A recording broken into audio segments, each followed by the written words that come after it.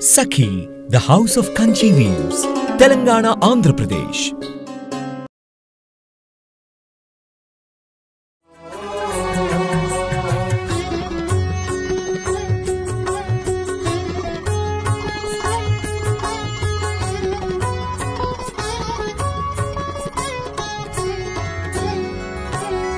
జయము నీవే జయ జయ దుర్గా జగములేని తల్లి కనక దుర్గా జయము నీవే జయ జయ దుర్గా అభయమీవే అమ్మ కనక దుర్గా జయము నీవే జయ జయ దుర్గా నీవే నీయవే దేవి కనక దుర్గా జనని నీవే జయ జయ దుర్గా సిరులనిచ్చే శ్రీ కనక దుర్గా.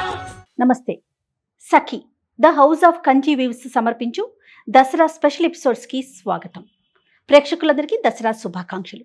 రమగారు, మీకు కూడా దసరా శుభాకాంక్షలు అండి. దసరా పండుగ శుభాకాంక్షలు జయ. సుమన్ టీవీ ప్రేక్షకులందరికీ దసరా ఉత్సవాలకి స్వాగతం.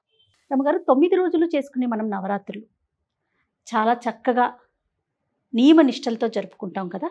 ఈ 9 రోజులు మనం పాటించాల్సిన విధి విధానాలు ఏంటండి? ఎలాగైనా చేయొచ్చు. దసరా అనగానే నవరాత్రులు, దీని పేరే నవరాత్రులు.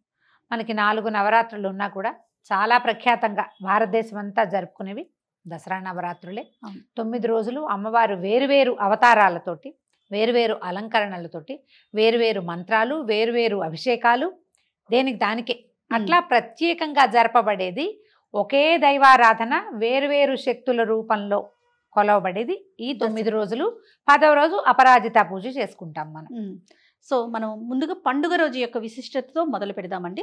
దసరా పండుగ యొక్క విశిష్టత, ఆ రోజు మనం పాటించాల్సిన విధి విధానాలు.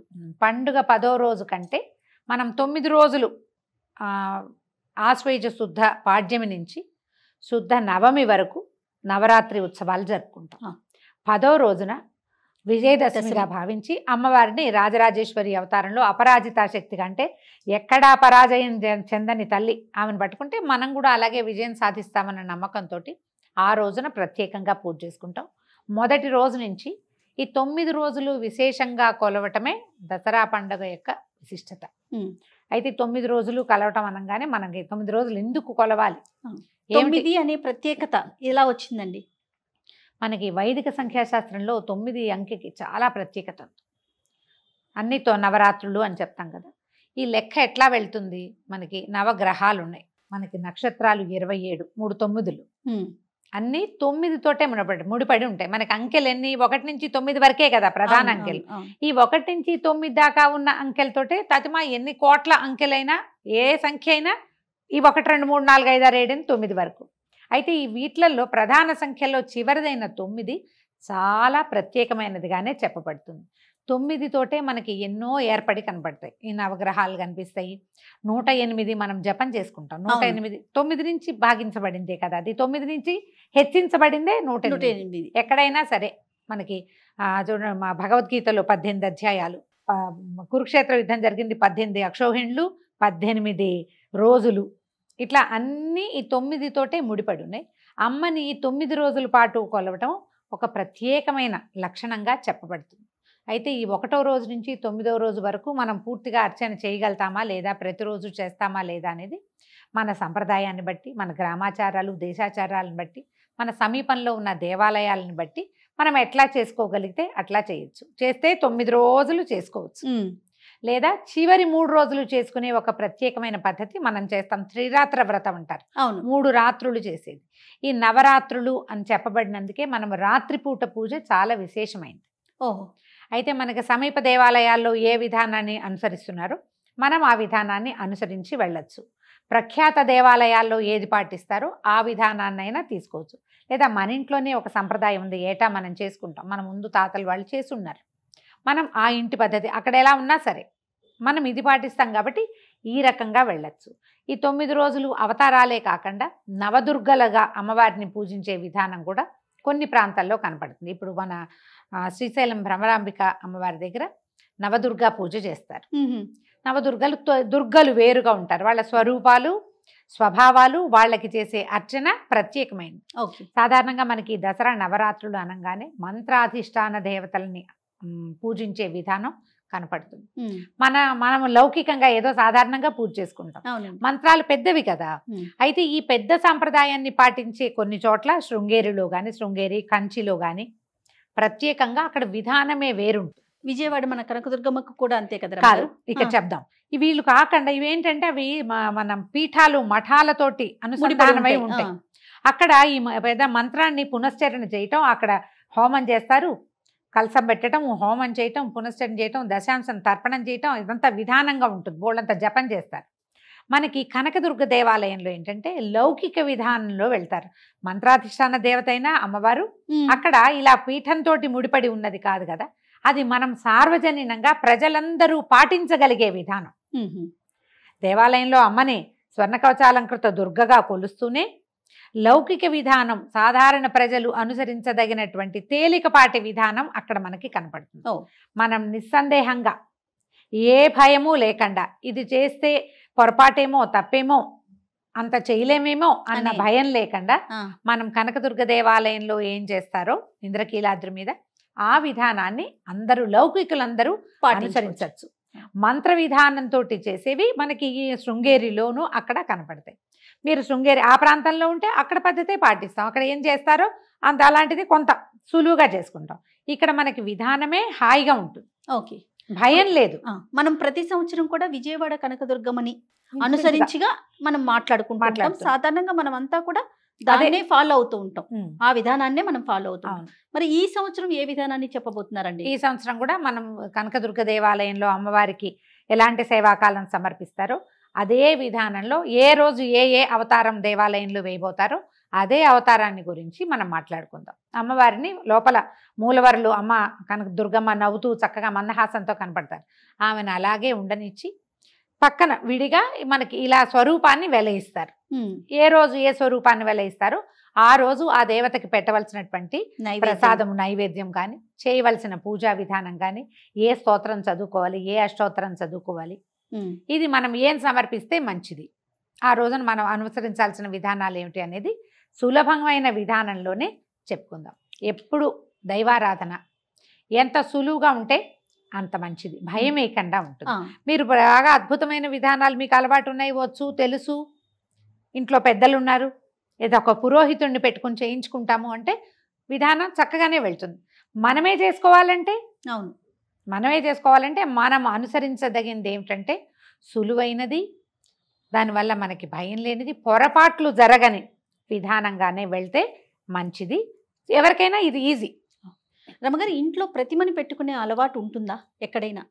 దుర్గనే దుర్గమ్మని కొంచెం తక్కువే ఉంటుంది జయ, ఉమ్, ప్రతిమ కాదు.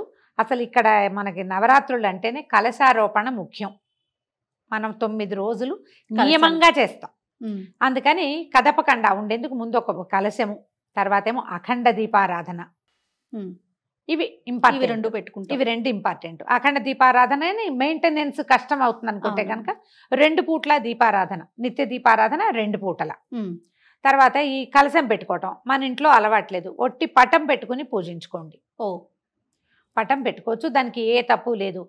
సచామర రమావాణి సవ్యదక్షిణ సేవిత ఆ నామానికి అనుసరించి ఉండేటువంటి ఒక పిక్చర్ని, ఒక పటాన్ని మీరు పెట్టుకోవచ్చు. ఏదైనా చిన్న ప్రతిమలు ఉంటే కాదు, ఉమ్, చిన్న చిన్న ప్రతిమ ఎంతది ప్రతిమ మ్మ్. ఉంటే ప్రతిమా స్వరూపాన్ని పెట్టుకోవచ్చు. రోజు ఒక రూపాన్నే మనం పూజించవచ్చు.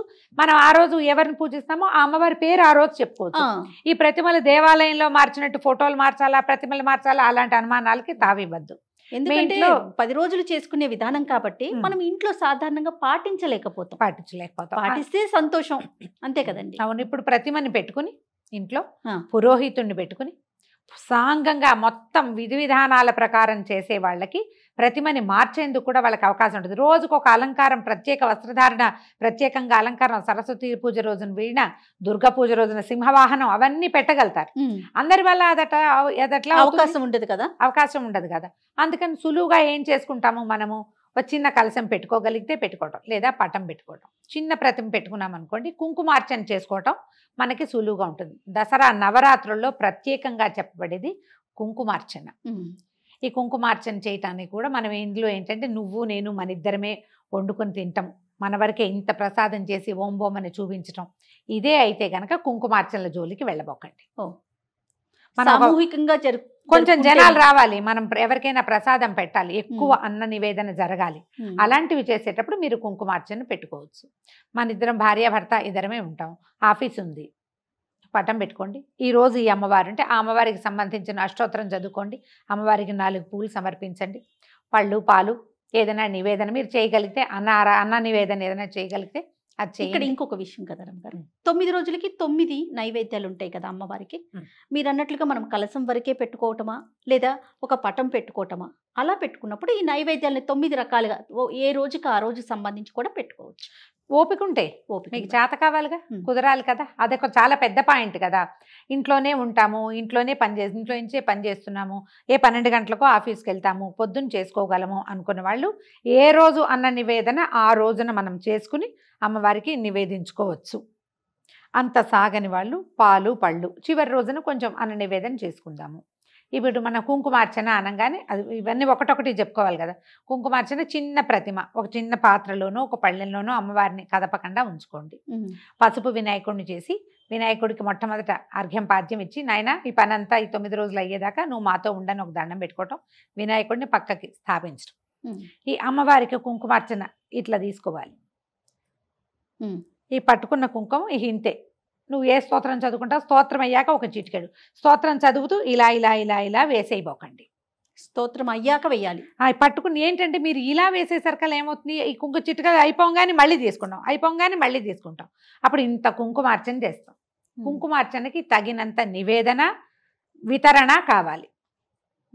మనం అంత చెయ్యలేమనుకో, అప్పుడు చేసుకోవద్దు. మీకు బాగా జనం ఉండి రోజు బోలెడంత ప్రసాదం నివేదన చేపెట్టి అమ్మకి అది మనం ప్రసాద వితరణ వినిమయం పూర్తిగా అవుతుంది అని అనుకుంటే కనుక కొంచెం ఒక చిటిక కుంకుమ ఎక్కువైనా పర్వాలా. అలా కానప్పుడు సాధారణంగా అందరికీ కుదరదమ్మా. అవునండి. అందుకని ఇప్పుడు ఏదో ఉంది, మన లలితా సహస్రం చదువుకున్నారు, సహస్రానికి పట్టుకోండి, పుస్తకం చూసుకుంటారో లేదా గడగడా చదువుకుంటారు. సహస్రం అయ్యాక ఈ చిటిక వేసి దండం పెట్టుకోండి. మీరు ఈ వేసే చిటికలు 2 రకాలు 3 రకాలు వేసినా కూడా అది మనం పెట్టే నివేదనకి మనం చేసే వినిమయానికి సరిపోతుంది.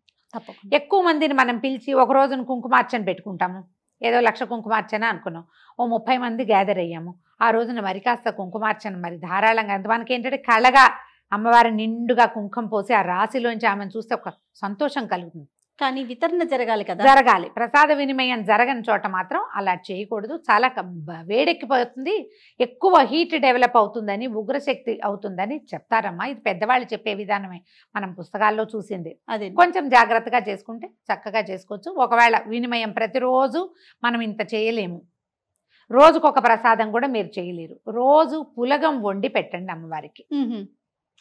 పులగం వండుతాం, ఎలాగా అన్నం బియ్యం గడుకోవటం, అందులో కొంచెం పెసరపప్పు వేసి ఒక చిటిక ఉప్పు ఓ చిటిక పసుపు వేయండి. కడిగేసి కుక్కర్లో పెడతారో విడిగా వండుతారో మీ ఇష్టం. దాని మీద ఒక బెల్లం ముక్క పెట్టి ఒక నేతి బొట్టు వేసి అది నివేదన చేస్తే మహానివేదన. అది ప్రతిరోజు అది మీరు అదే నివేదన చేసుకోవచ్చు. ఓపిక లేని వాళ్ళు ఓపికంటే రోజుకొకటి వండుకోవచ్చు కదా. ఇదొకటి. దీంతో పాటు ఉపవాసాలు ఒక ప్రత్యేకమైన విషయం.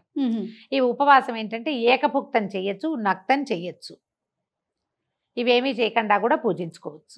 ఏకభుక్తం అంటే పగలు భోజనం చేసి రాత్రి ఉపవాసం ఉండటం, ఫలహారం ఏదైనా తీసుకోవటం. నక్తం అంటే పగలల్లా ఉపవాసం ఉండి రాత్రి అమ్మవారి అర్చన అయ్యాక భుజించడం, ప్రసాదాన్ని భుజించడం. ఇక 3వ మార్గం ఏమిటంటే 2 పూట్ల మనం మామూలుగానే పూజ చేసుకుంటాము, లేదా ఒక పూటే చేసుకుంటాము, ఆహారం మామూలే.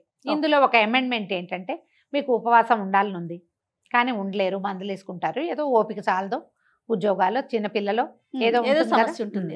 దీనికి ఒక చిన్న ప్రత్యేక అమెండ్మెంట్ ఏంటంటే నివేదన చేసిన పదార్థం మాత్రమే తినండి. అది కూడా అమ్మవారి కోసం ఉపవసించినట్టుగా అవుతుంది. నివేదన కాని పండు కూడా మన నోట్లో వేసుకోవద్దు. ఓకే. ఏది మనం అమ్మవారికి చూపిస్తామో అది మాత్రమే ప్రసాదం మాత్రమే తింటాము. ఈ లెక్క.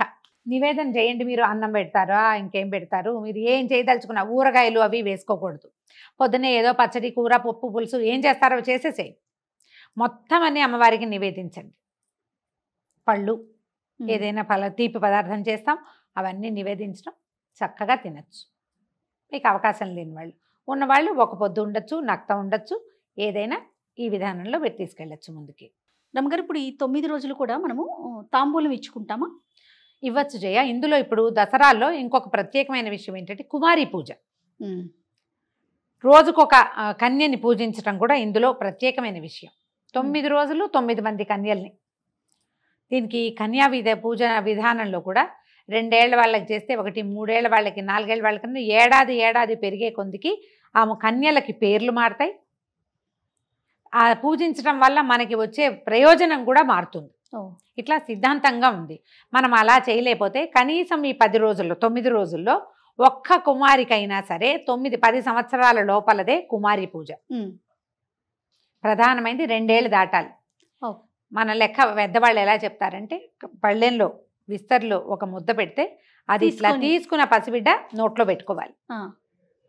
దాని పాదాలకి ఇది కుల నియమం లేదు జయ. కుమారి పూజకి కుల నియమం లేదు. ఏ వాళ్ళైనా పనికొస్తారు.